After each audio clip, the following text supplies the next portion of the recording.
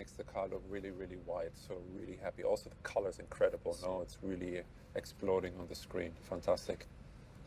Hey guys, we are here in the studios to create some assets for our new baby, the Gran Turismo. Some video, photo assets. And since we have the car here, let's get up and take a look together. As you know, the Gran Turismo is not just a nameplate for us, it's actually the philosophy of our brand, bringing performance and luxury together. And that is really apparent in how we have designed the new Gran Turismo. So let's take a closer look. Before the invention of the Gran Turismo concept 75 years ago, the customer basically had to decide between a race car or a car for the road. And what the concept of Gran Turismo did is brought these two worlds together. So you could track your car and then drive it home.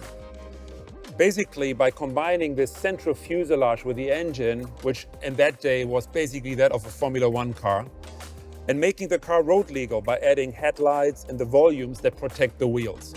And the F1 technology is still with us today. The Nettuno engine of the Gran Turismo, which comes from the MC20, is mid-car mounted and is utilizing Formula One technology. And that allows us to also, in this case, keep the center line of the car extremely low and allowing the flares, these muscles, to really stand out and create this beautiful sculpture. Now, sculpture combined with purity is extremely important for us because we're not designing cars for a 3-year lease contract. Our cars will go into your collection. They will go into a concours d'élégance, so they need to express visual longevity. And part of that pursuit of perfection is also to eliminate the cut line that we previously had here on the hood. And we're now moving over to the side to be almost invisible and creating this beautiful clamshell hood that in itself is an engineering masterpiece and belongs onto the wall of a museum to be appreciated as a sculpture. The face of the car is very recognizable, being that from the MC20 and the Grecale with this very, very low mouth, of course featuring our Tridente, which for me is the coolest logo in the industry, combined with those vertical headlights, really expressing this new Maserati design DNA on completing the family between MC20, Grecale and the new Gran Turismo. So let's take a look at the side of the new Gran Turismo.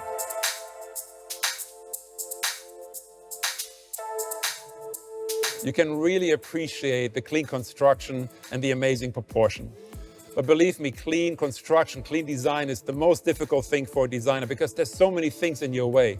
You have to consider the glass drop. You have to consider the hinges of the door. You have to consider side impact. But still, with tight collaboration with the engineering team in Modena, we're able to create this very, very pure sculpture, the very pure fuselage design of the door and the rest of the car. When it comes to the front, these beautiful muscles that are covering the massive front tires, 265/20, and the big 295 21-inch wheels. When it comes to this part, we're really applying still the human hand. Yes, we're using lasers, we're digitizing, we're scanning, we're using data. But when it comes to such critical parts of the car that are so important to our design and DNA, we're still applying the touch of the human hand. But let's talk about proportion. Proportion is so important for Maserati and of course a car like the Gran Turismo. We were able to accomplish a magic dash-to-axle ratio. And this gets measured from the center of the front wheel to the cut line of the front door. This distance is what makes the proportion so magic. And we were able to achieve that together with the packaging engineers in Modena by putting the V6 behind the front axle, be able to create this beautiful long stretch sculpted hood. Now, at the same time, when it comes to the cabin, the challenge was to find space for 4 grown adults. We wanted at the same time to create something very intimate, something that looks very tight, very sporty.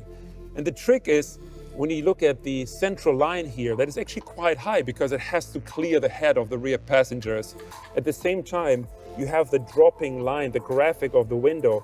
This distance is quite big, but allows us to combine package for 4 adults with the look of a very, very tight and sporty cabin. But the result, nonetheless, is through great packaging that we can hold 4 adults and we can combine that with supercar performance that in this combination really lets the Gran Turismo stand out.